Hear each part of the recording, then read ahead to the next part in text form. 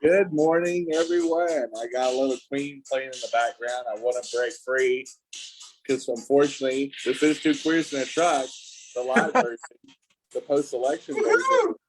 Hey, we haven't been live in forever. We haven't done live shows in a long time. Oh my goodness! Unfortunately, gracious. for people in Georgia, Florida, and Texas, they're probably wanting to sing this song right now. That's right. Yeah, they're wanting to break free, but for other places, some historic wins for the Democrats. Yes. Historic wins for the LGBT community, and probably overall, probably more or less a good win for the Democrats and Joe Biden from the fact that he's the first president in a long time, especially in their first term. Yeah. In the midterms, usually the person holding the presidency, that party usually gets obliterated nationally. And I mean, it happened with Obama first term in 2010, just got destroyed. And set the tone for the rest of his first term and all of his second term. And then it happened to Trump in 2018 when he lost the House and narrowly held the Senate. It changed things for him quite a bit. And it looks like we'll probably hold the Senate and narrowly lose the House by only 2 to 4 seats, just depending how lawsuits and recounts and double recounts hold out. But that's not our only topic. Hey, but Jen, you know what else? And I'm sorry to interrupt you, but we didn't even talk about this on our regular show. The abortion amendments all failed in these very Republican states. So it highlighted that women came out in a lot of these states, and it was just this very mixture of it was amazing. It was actually I feel very good this morning because there are a lot of we're going to get into that in one of the future chapters. So we'll talk about abortion and we'll talk about the good and the bad of it. But in the first one, we'll switch it local. If you live somewhere else, you're probably not going to get it, but I'm going to set the stage for it. A lot of just wackos that are, invading the school boards all over in 30 different states.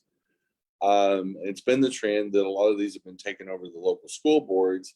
Luckily, Mecklenburg County, where we live, which is the county that houses Charlotte, did not fall that way. We had only one wacko win out of multiple seats, but 2 of the candidates in CMS MEC District 1, Roe Lawson and Bill Fountain, absolute anti-trans, anti-woke, complete psychopaths, got obliterated. They didn't even come close to winning this.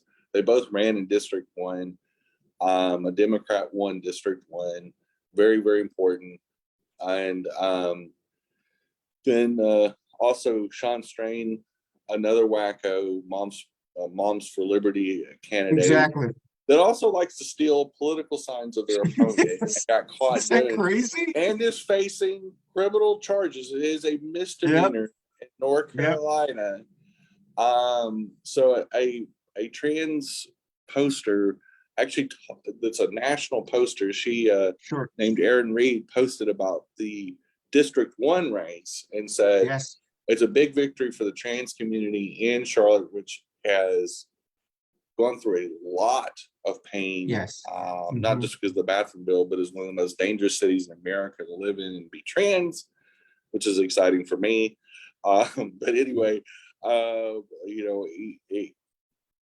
fact that these 2 absolute douchebags lost is a victory for anybody that is sane and rational. This type of trash should not be in politics, no matter what the party is. If you are anti a specific type of human being, whether you're anti-Semitism, you are anti-people of color, anti-trans, anti-gay, anti-whatever, if you pick a specific part of human being, you're a dumb ass fucking bigot, and you should be dropped in the ocean with weights on your top of your head. And that is that. I can't say it any plainer. If you are a bigot, you should stay out of politics. Or don't be mad if somebody drops you in the ocean by accident. You know, it does happen. You fall off an ocean line or whatever. Get dropped out of a C-130. I don't know. But people like that need to go away.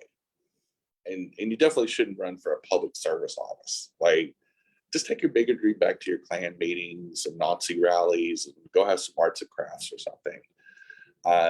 You know, but it's just gross, and I'm here for it. And it was political justice served up by the county of Mecklenburg and the city of Charlotte. But I don't know how you feel. And you're right. I feel I just found out Bo Hines lost. Oh, so we took that seat too. Yes. A Democrat did. Yes. Well, who beat him? I don't remember even who was running against him. His name is Nichols. Wiley Nickel, Democrat, and that was actually Ted Budd's old seat fell to a Democrat. Well, that changes things even for the national scene. I mean, because that's one of the reasons they're not picking up 40 seats. You know, because they're Democrats that have picked up some of these, held their seats and actually picked up seats. So they're only going to, you know, if they do take over, they're only going to take over by 3 or 4 instead of 40. This is a huge, I mean, I'm not trying to spin it. I'm just trying to say this is, and you're exactly right. This is the first time in history, modern history, that a midterm election hasn't been a huge disappointment for the sitting incumbent. Biden actually, in a bizarre way, worked some kind of he prevented what could have been a disaster for America. And when we talk about abortion, you know, I would have segued to that because I think on certain local levels, like state levels, passing legislation to protect abortion or shoot down anti-abortion legislation, I think women fought harder locally than they did on the national scene, because I think the national scene is more harder for people to grasp. And I think even governorships, I think it was about the governor or the candidate. And you know, we can go in depth on that when we get into the, you know, the candidate versus the issue portion of the show. But I think that maybe what we saw play out is in the midterms with no president running, is that maybe in certain areas, in certain regions, the personality of the candidate or what the candidate stood for or their track record was a bigger deal than the national issues of inflation and economy versus social issues like protecting abortion and holding up Roe versus Wade. And maybe people said we're going to win where we can win too. I know the Democratic Party and many other organizations spent a lot of money defending abortion all around from state to state too. So that may have cost us a few key elections, like Sherry Beasley's seat that she could have won. The next thing is I wanted to send out a personal congratulations to both, you know, Susan and this is what Blake on the other one, Laura Meyer, for holding their seats, being reelected, pushing back against wacko MAGA candidates. I don't want to send out a special screw you to Matthew Ridenhour. That's what you get, you cheating bastard. You shouldn't lie or bully female candidates. I love the fact that locally, it really feels like the year of the woman. We had a lot of strong female candidates that did win.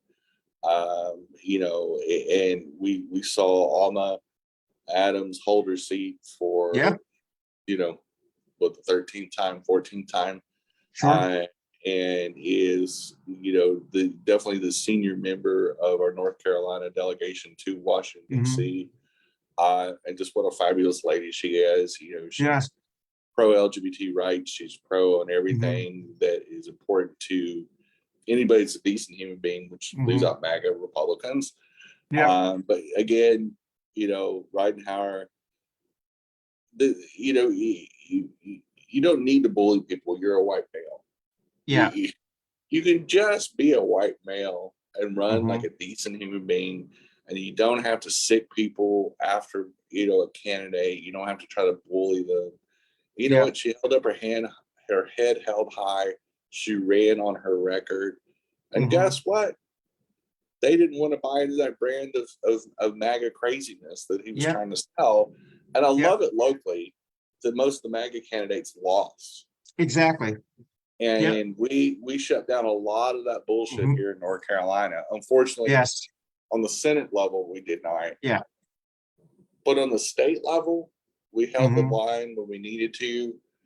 We put, you know, 2 new Democrats into the National Congress, which is going to be exciting, with Jeff Jackson and I didn't know the other one, Wiley Nichols. That's awesome because he's jumping from the state level to the national level. I didn't know that he was even competitive in that. I didn't even. I forgot he was the one running against Bo.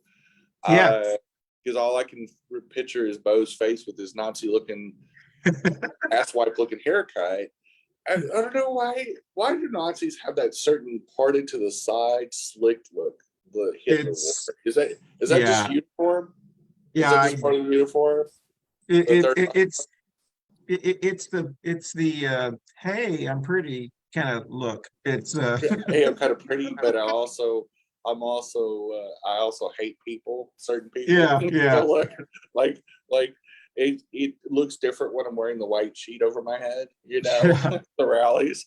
But you know, it just, you know, locally we did pretty good, and of course we didn't have a governor's race, you know, because our governors run during presidential years, so we got 2 more years of Governor Cooper, a Democrat, and a great governor, and this has really grown the state and brought us back from the brink of national embarrassment with bathroom bills and shit. But I think that goes to show you how many people don't want to put up with that crap anymore. I think, and we'll jump into Lauren Boebert too, because Boebert is because look at the antics. I don't think she lost because of the Republican Party. I think she lost mostly because of her local antics. You know, her husband driving and running over people's mailboxes, them and their kids shooting off guns and terrorizing their neighbors. And Adam Frisch's campaign against her was basically, put me in so you don't have to put up with her anymore. This is why you don't want her representing you. And it was a very methodical, very calm, very brilliant campaign of, you know what you've had for 2 years.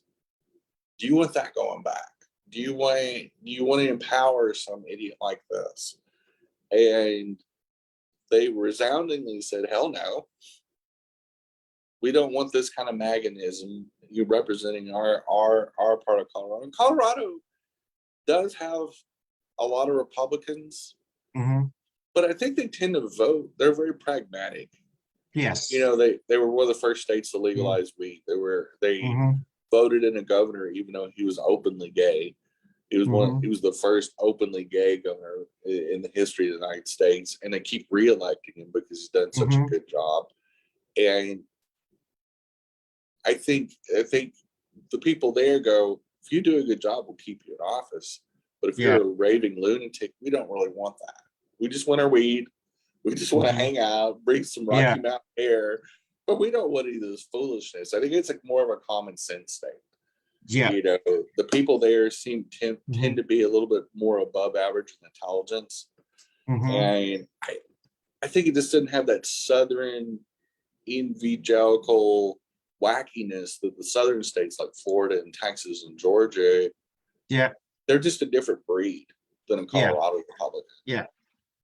And I think those Western states, even California, has been known maybe up until Larry Elder, has been known to be the Republicans usually coming out of there tend to be more practical. Yeah. Like Arnold Schwarzenegger, for example, the governor, was very moderate. It was a very moderate Republican governor. But anyway, the next segment number 3, because we're not really doing commercial breaks because we're doing this live for the first time in over a year, is we're serving up crudites in Pennsylvania. And just a cool story. John Fetterman has that massive stroke back in May. And not only did he recover from a stroke, but still kept campaigning. It's almost like a Rocky story. It's such a heartwarming story. It's such a David and Goliath story, from the fact that you got this famous TV doctor that doesn't even live in the state, lives actually in New Jersey, practices medicine in New York, been on TV, worth over $100 million, going up against the hometown boy, and John Fetterman just blasting, just destroys him. That was when I saw that last night. Which is why I was running late this morning.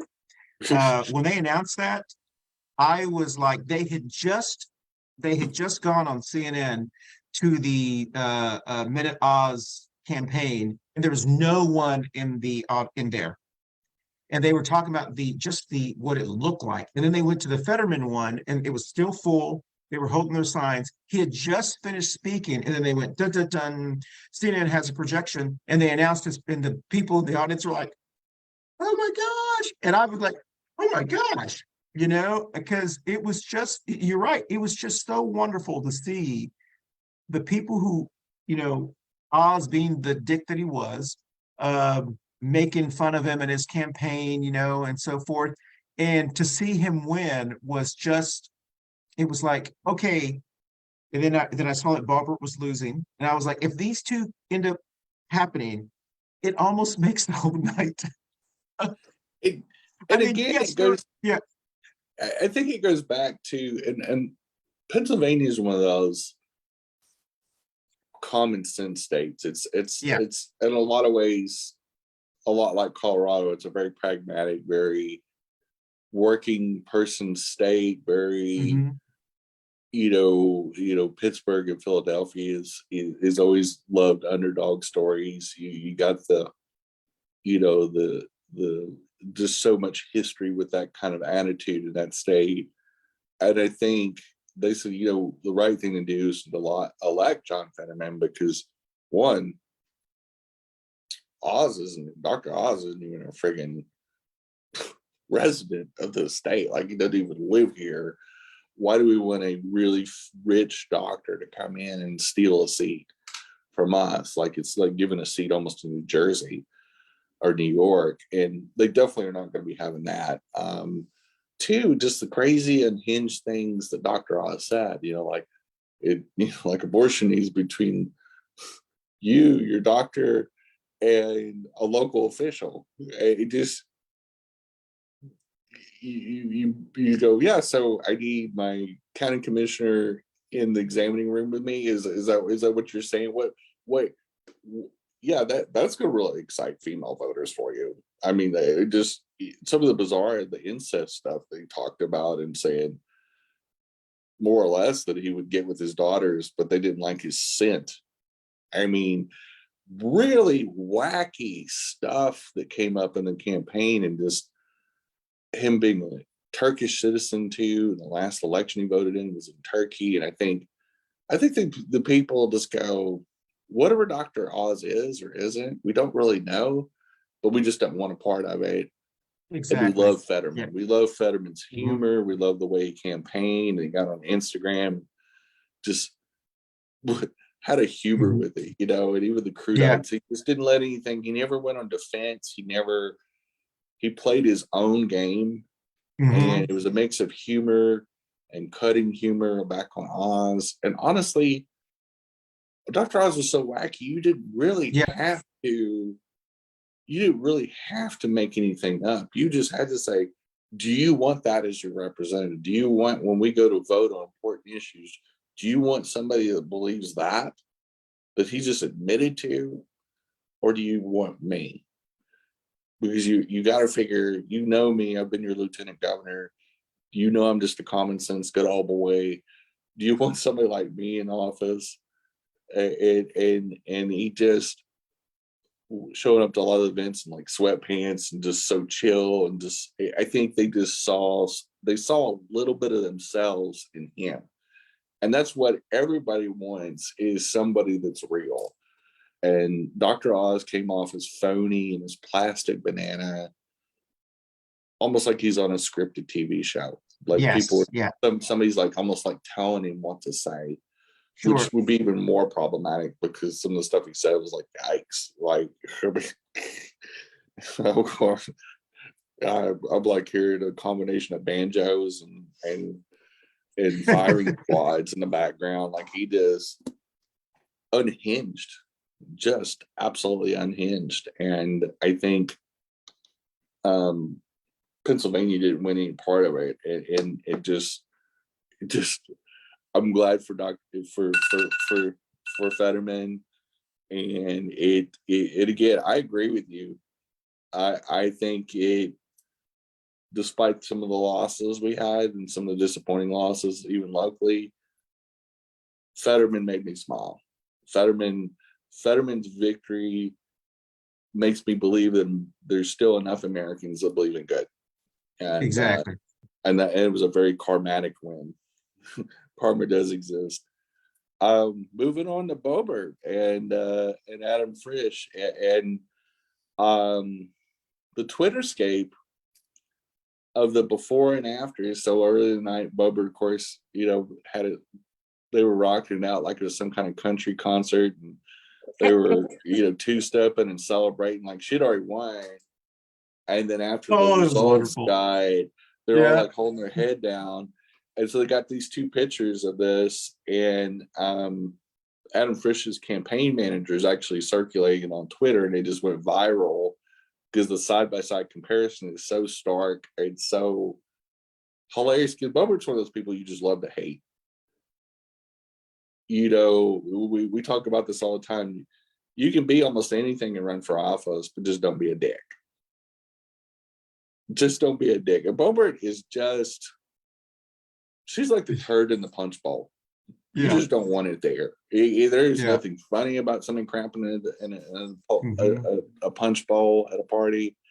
She just is a buzzkill. She is everything that's wrong about politics. Is just first of all, an absolute idiot. She's not so bright. Like, I don't know, she tried to get, I think she finally got a Mercy GED. I think they finally just, God, give it to her. She's running for office. My gosh, we can't have a non-high school, non-GED graduate be our representative. Like, I mean, it is just an idiot, first of all. And then you would think if she was going to be an idiot, be a humble idiot. At least go, I'm just a working girl and just trying to make a little money, doing some sex work, and and I'm just, it just ate a little bit of humble pie, but instead terrorizes their neighbors.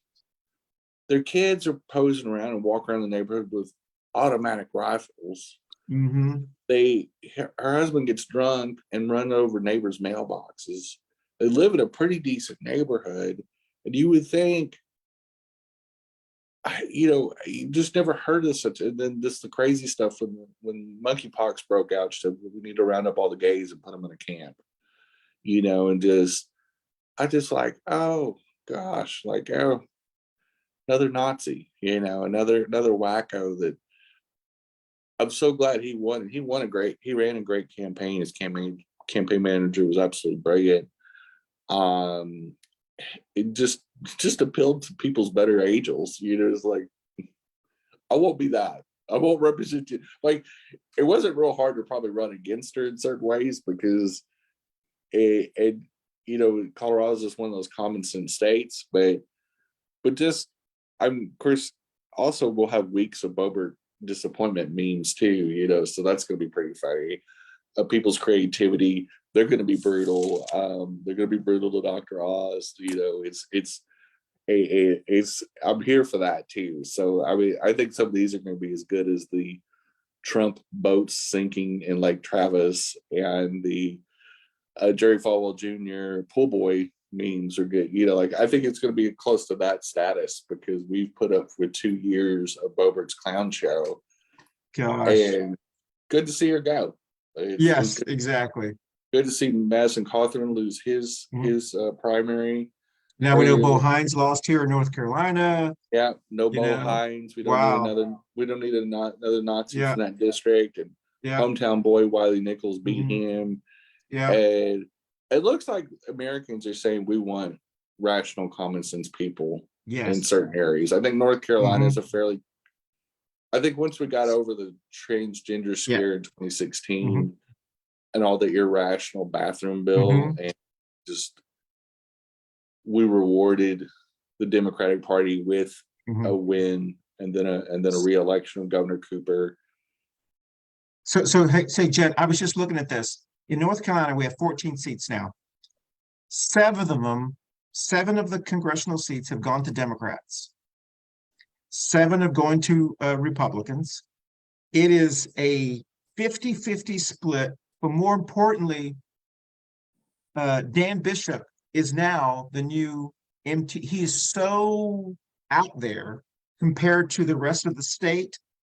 It almost gives you hope in the next 2 years because now he is what we know him to be, the crazy Dan Bishop. There weren't like Bo Hines didn't join him. So, so now Dan Bishop is going to be the sore thumb for the next 2 years because there's no one else to outdumb him. Does it make sense? Yeah. So he's holding the flag for the kook MAGAs. Yes, exactly.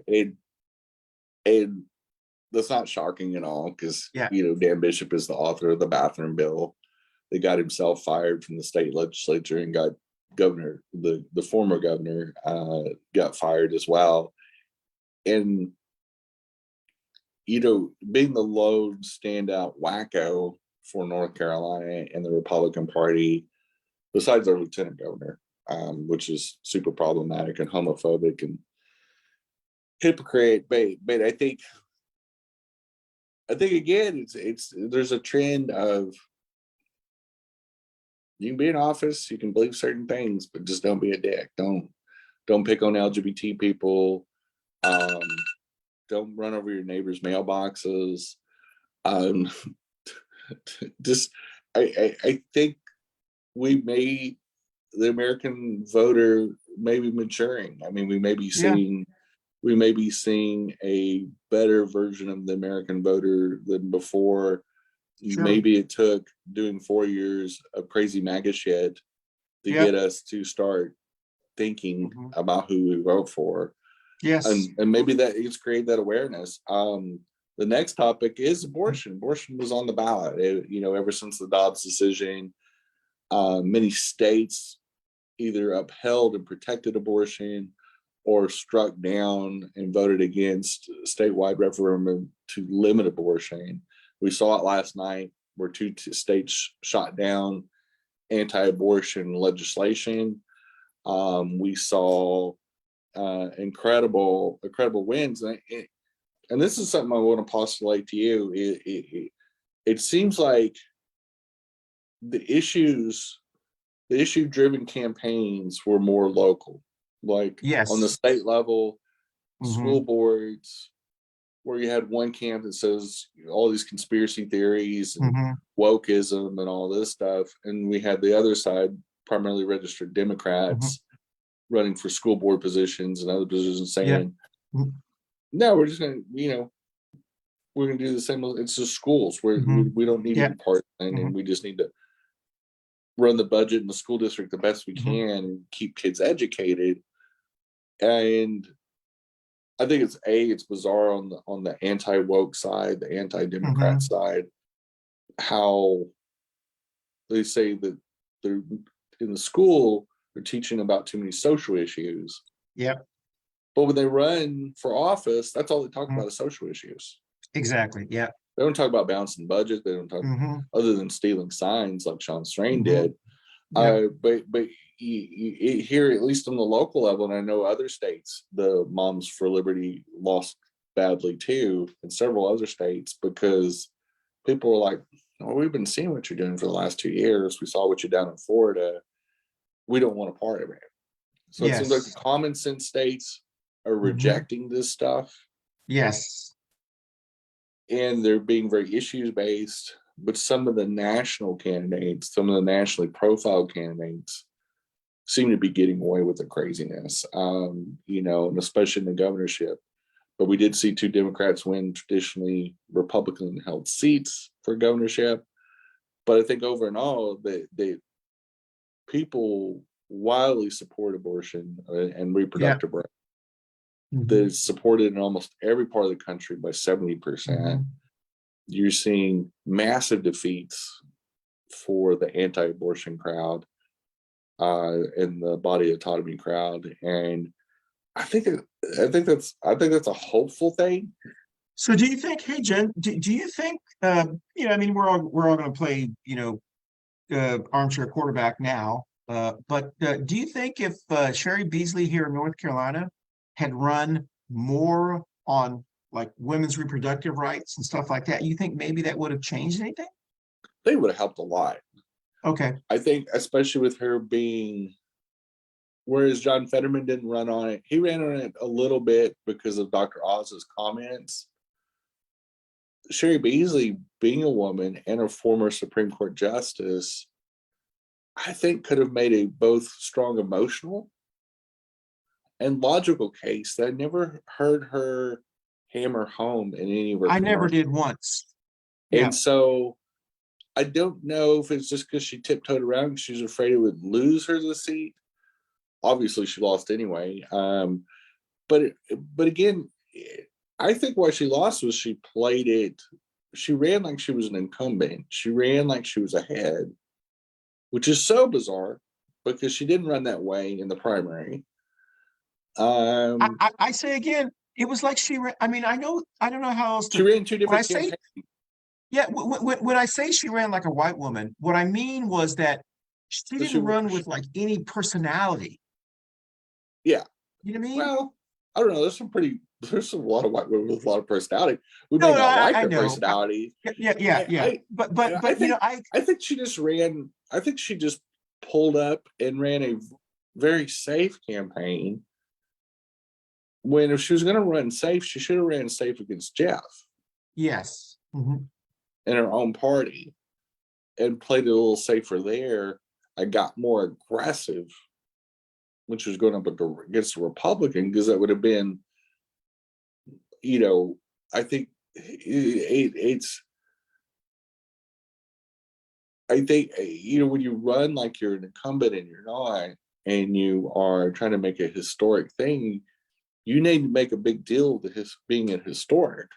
Exactly. And you need to be talking about, like, I'll be the first. I think she would have been the first person of color to represent North Carolina in the U.S. Senate for North Carolina. She would have been the first woman senator, I believe, a U.S. senator for North Carolina. And you're muted. Sorry. Kay Hagan was the first. There was a woman. Okay. Yeah. But she would have been groundbreaking in a lot of ways. I think she would have, but it's almost like she didn't want to play on that, and I don't know why. Because she could have still stayed away. Because she was, but once again, I mean, Jenny, you and I talk about this all the time here in North Carolina. It was like she was so concerned about like offending rural people, but they weren't going to vote for you anyway. Yeah. So what you should once again, why are you so worried about people why were you so worried about people who aren't going to vote for you instead of inspiring more people in Mecklenburg County and Wake County and Durham? You know what I mean? Because I compare it to Fetterman's campaign. Yes. That he didn't go out of his way to be a dick, but he wasn't passive. He didn't become a dork. Yeah. And Sherry Beasley having such an impressive resume, she could have ran a really hardline campaign, but had the softness of a woman, but ran very aggressive. And she just didn't. she just she bought a lot of ads, not nearly as many as Ted Budd. Yeah. But if she's going to beat somebody with more money, we all knew they were going to dump money at the last minute. Like that was talked about. So if you know that, you need to run up the score early and be super aggressive. And then just like Warnock did, they threw a lot of money at Warnock and Herschel Walker. But Warnock probably still will win in the runoff. But Warnock got so far ahead of Walker that even if he had to play defense at the end, he still run up the score enough to keep them from losing. And Sherry never had that massive lead that she needed, but she just was so soft in the summer. Yeah. When the Dobbs ruling came out, she should have been on it like a fat kid on a cupcake. Exactly. But here is one of my issues. Let's talk about history. Let's talk about my historical significance, and let's parallel that with abortion, which is a very simple issue on the deal. And at least every third commercial ought to be talking about the significance of getting to control your own body, and how she would have ruled as a judge, and how she would have ruled, and how she will legislate in the Senate. But then that's where you also could have sold the emotional component and saw the human side of her. And she never saw the human side of her. Fetterman, on the other hand, is making jokes about vegetables and, the fact that he's kind of a vegetable, and, with the stroke. And he had a very human approach, a very lovable approach. We never fell in love with Sherry. Yeah.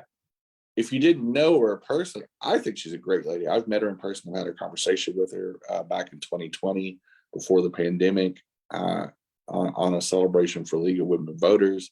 I think she was a phenomenal, but her overall image was not, was just not. I hope it finally, I hope it finally puts to rest, and I hate to keep saying this, I hope it finally puts to rest that, and whether I like it or not, Jeff Jackson proved you can't just be bland when you're running for federal office anymore. No. It doesn't mean you have to be a dick, but it means that you have to have some kind of personality, when you're running for office. I think if you're in a hotly contested race, you've got to separate yourself from your opponent. Exactly. Whether it's city council, state level, or national level, you got to put, like, Biden picks his spots where he's funny and picks his spots where he calls the Republicans fascists, and he picks his moments. And that's what, like Fetterman and Jackson both, they pick the most opportune moments. They use their platform to its highest potential.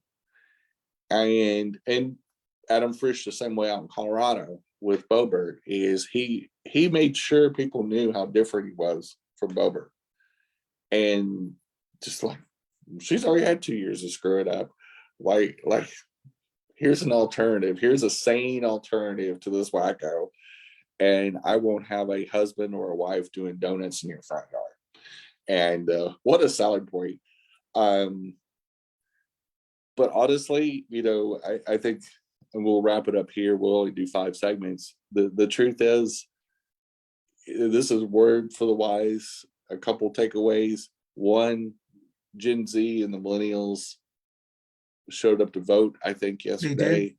We saw the first millennial that ever got the first millennial in Florida get elected. We saw a openly lesbian governor get elected yesterday, which is Massachusetts. Maura Healey is the first openly lesbian candidate to ever get elected in the governor's office. And so history for a lot of other openly LGBT candidates won all over the country. So we're seeing more integration of LGBT. I think people are open to having younger candidates, lesbian candidates, gay candidates. I know several transgender candidates won on the local level, and I think the state level yesterday as well. I don't have the full list, but I'll probably have it next week. And so you saw diversity sells but you also got to have a personality. Yeah. And we compared that to Sherry Beasley. Sherry Beasley just didn't show us enough. Yeah. She needed to show us more. She Yeah. needed to use her resources wisely. And I think that's the one Mhm. knock I would have with her campaign is she didn't do enough. If you have limited resources versus your opponent, you can still win. Yeah. But gosh dang it, you got to run almost a perfect campaign. She just didn't. And Yeah. I hate that for North Carolina. And I hate that for her. She would have locked in her majority for sure. Yeah. And she definitely was going to be a better senator than Yeah. Ted Budd. Than Ted Budd. Yeah. Oh, what a disaster he's going to be. Yeah. He'll be worse than Lindsey Graham. Yeah. And that's saying a lot. Mm-hmm. Or Ted Cruz, and is Yeah. just another thieving Republican that just does not deserve to be in office. Yeah. We just need another guy like that representing North Carolina. After considering who he's replacing, the financial improprieties himself. Yeah. That is the end of the show. Yeah. I guess the moral story is when you run for office, don't be a dick. That's right. Until next week, we got to say goodbye. Bye, Boo. Good show. Good show. Bye, Boo.